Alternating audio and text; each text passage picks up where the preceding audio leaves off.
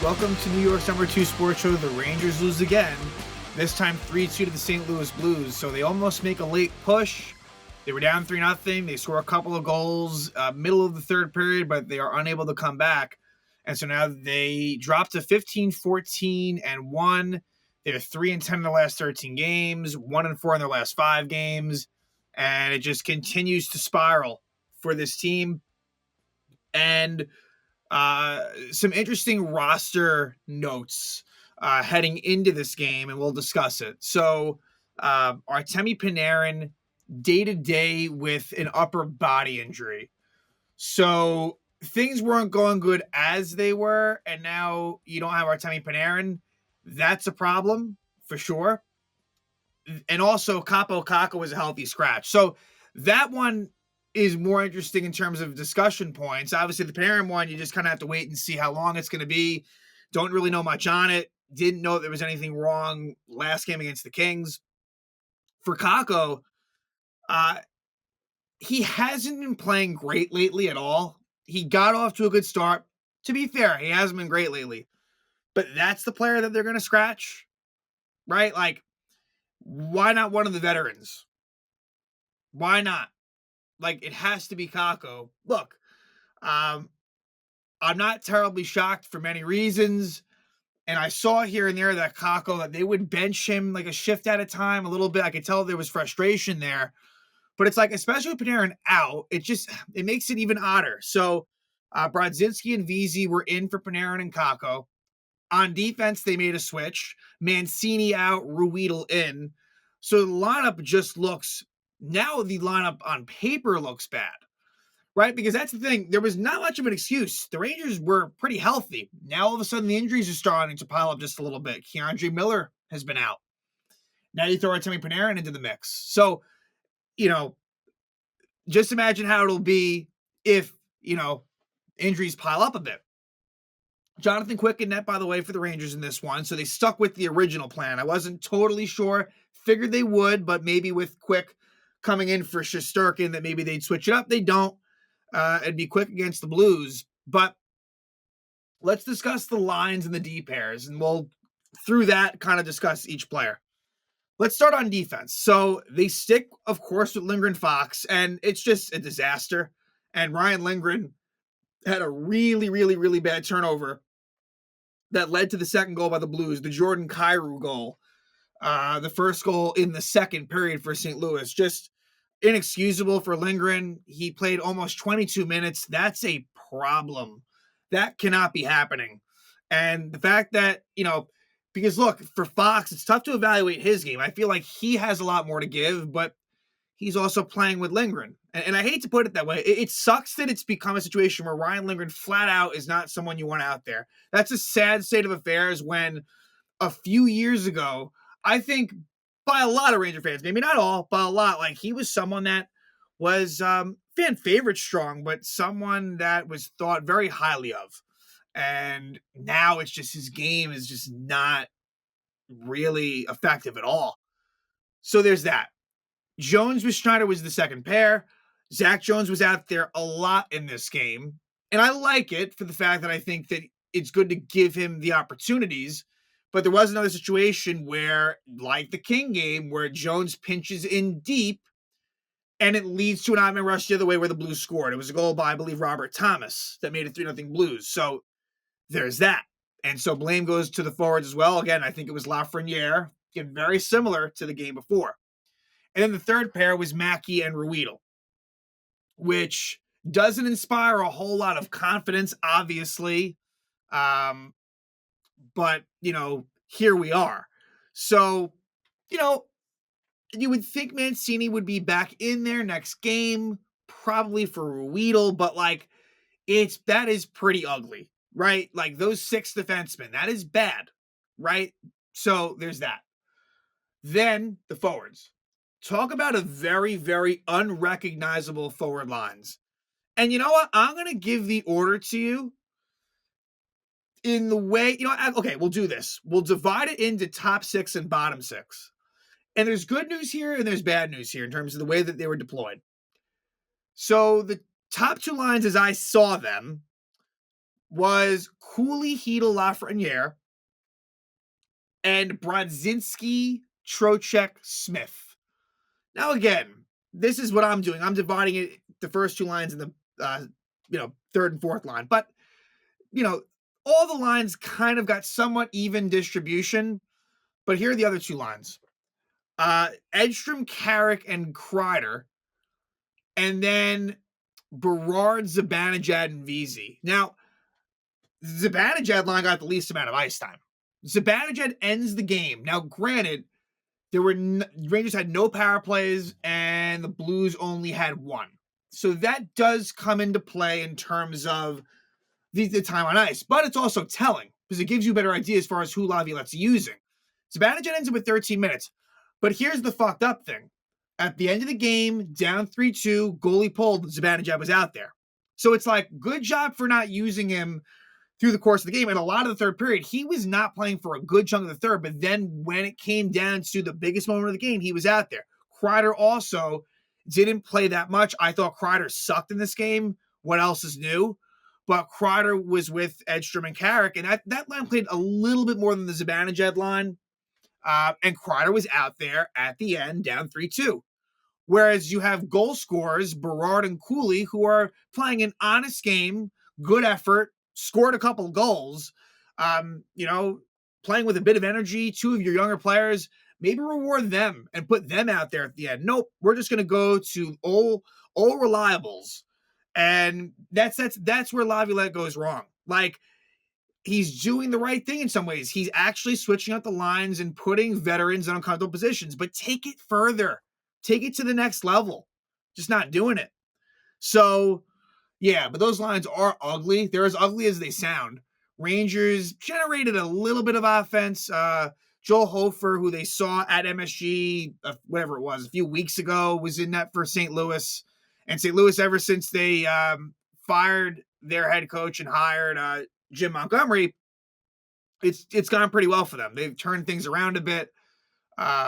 Rangers without Panarin, it is scary. And as bad as Condra Miller has been, that's problematic as well. You healthy scratch Kakko. That's not ideal. So it's something's going to give here soon, though. Honestly, if they lose to Nashville, who is arguably the worst team in the league, they lose to Nashville. I don't know. At that point, I think anything's on the table with immediacy. I think there's a roster freeze as far as trades going down by like December 20th. So honestly, if they do lose that Predator game, just be aware that, I don't know, like Laviolette could be let go. And I think that's not necessarily sending the right message, but as long as you're doing that in addition to trading players away, then fine.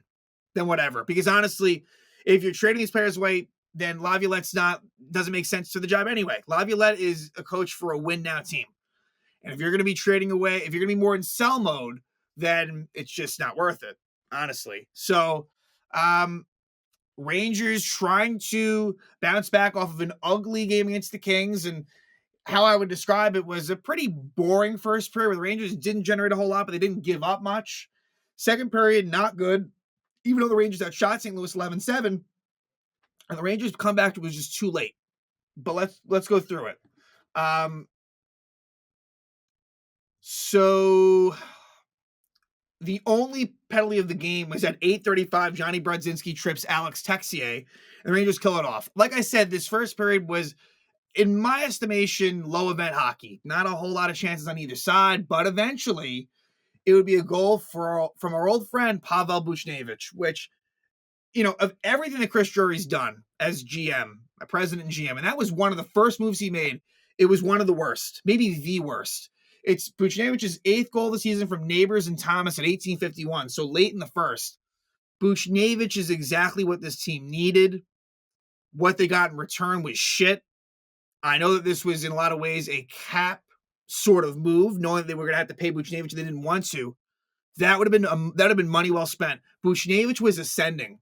He was really good in that 2021 season when they came back from COVID, the 56-game schedule. I thought he was really good. It was very disappointing to trade him and what they got back for him, and to see Buchnevich become what he's become. And let me just see real quick here his numbers. They're not they don't jump off the page. 8 goals, 13 assists, 21 points, +1 in 30 games. But to me, that's as bad as it would be. That's like Buchnevic's floor at this point. Like he's a very responsible two-way player. I just think that he would have been really, really good to have. And I think that you could have made it work. I think that there was other ways to make it work as far as the cap. They wanted to go to this more tougher team. And so they bring in the likes of, Barclay Goodrow, Ryan Reeves, some other guys as well. That was a pretty poor, that offseason for Drury was not a great one. So Buchnevich scores, and on this goal, it's a play where just not winning loose puck battles and just being a little, honestly, just the intensity wasn't quite there. So it's the Trocheck line with Mackey and Ruedel. That's who's on at this point. And it ends up being a situation where they're cycling the puck around. The puck goes through Johnny Brodzinski. Vincent Trocheck is kind of puts a stick out there. Not a great effort by Vincent Trocheck, who, again, this has been an underwhelming season for him. He's kind of like going under the radar, but Trocheck has not been good this year. This has been more like 2 years ago for Trocheck. Connor Mackey's a little bit out of position, and so Chad Ruedel is the only one there to stop an easy pass from Neighbors to Buchnevich, and it's a one-time shot. Easy, pass quick for Buchnevich. Makes it 1-0 St. Louis. We go to the second period, and at 6:33, Jordan Kyrou scores his 13th goal of the season from Torpchenko and Shen. And earlier in the period, Quick made an unbelievable save on, I believe, Torpchenko. So a lot of grade A chances for St. Louis, and this was a play where the Rangers are unable to keep puck possession, but it should have been innocent enough. And Ryan Lindgren goes back, and Lindgren, for whatever the reason, instead of trying to get it off the boards, he tries to shoot it towards the middle of the ice. Kyrou easily takes from him and goes in all alone and scores. Also, Chris Kreider, not a good job of communication. Kreider kind of slow to get back. I thought he could have helped Lindgren a little bit more. It's on Lindgren, like 90%, but Kreider as well. Just doing what he does lately, just not really being engaged at all. And for Ryan Lindgren, an inexcusable turnover. Makes it 2-0. And then about 4 minutes later, the Blues make it 3-0. Robert Thomas, the 6th goal of the season, unassisted. And on this one, Rangers have the puck in the blue zone. Lafreniere tries to make a pass. Zach Jones is caught up way too much. 2-on-1 with Schneider the only one back, and Thomas scores pass quick. We've seen this a million times where Rangers defensemen are too aggressive, and then the forwards are not there to support them, and then it's an man rush, and it's in the back of the Rangers net every time. That's the thing. The mistakes are frequent. They're not changing. That's very, very bad. So that makes it 3-0 St. Louis. And I will say I was very surprised. It's 3-0 St. Louis ended 2. The Rangers were actually able to really make a legitimate comeback bid. At 10:18, a very sort of innocent goal by Brett Berard. His second goal, it's unassisted. And it's Berard showing a little bit of hustle where I guess there must have been a line change. He comes on the ice. And Trocheck and Riley Smith were still on the ice. So I guess Berard must have come on for maybe Brodzinski. And it's a play. Riley Smith has the puck, throws it towards Trocheck. The shot is blocked, but Berard races towards it, beats St. Louis. And it's a puck that Hofer should have stopped, but it goes in. So it makes it 3-1. And then right quickly thereafter, like a minute and 20 seconds later, Will Cuylle scores his 11th goal of the season from Lafreniere and Hedl. So that line, which is, for my money, the de facto first line right now, gets it done. A little bit of cycling. Good job by Mackey to get the puck to Lafreniere, to Hedl behind the net.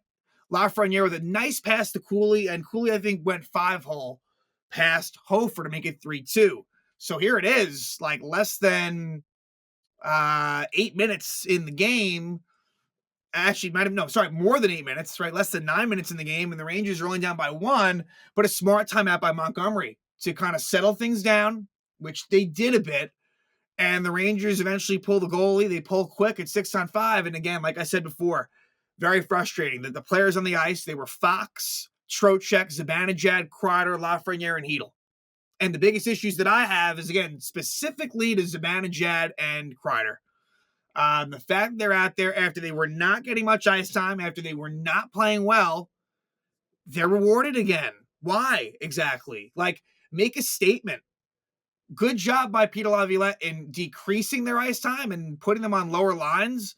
But then again, when push comes to shove, they're going to be out there in that big, big moment and not younger players that actually maybe deserved it. And that drives me nuts. And that's on Laviolette. I'm sorry. You cannot cater to the veterans on this team. It's going to get you fired. That's just what it is. So Rangers lose to the St. Louis Blues by a score of 3-2. The road trip continues in Nashville. And I'm telling you, they lose that game. I don't know. I mean, that's why I don't want to use the word rock bottom, because it can get worse. It can always get worse. Just when you think that, it has, I don't know if it has. Like, this Ranger team, it doesn't inspire a whole lot of confidence. Hopefully Artemi Panarin comes back somewhat soon. Like, if he's out for any length of time, that is just enough to really, really put things out of reach for this team. So we'll see. They're kind of hanging on by a thread. I would, and hear this. Here's the thing. After at Nashville, here's the Rangers' next 3 games after that. At Dallas, home against Carolina, at the Devils. Like, you may not win any of those games. So that's the other thing. If you lose to the Predators, you might be looking at a very long losing streak. So, yeah, 3-10 in the last 13 games, 1-4 in the last 5 games. Just barely over 500 at 15-14-1. Give them credit for not giving up at the end. I was surprised by that, but it falls short. And we'll see what they can do in Nashville. Things are getting desperate for this team, even though they're not showing any bit of desperation. They should be, because jobs are on the line, and I think that moves could be happening sooner than later. Rangers go to St. Louis and lose by a score of 3-2.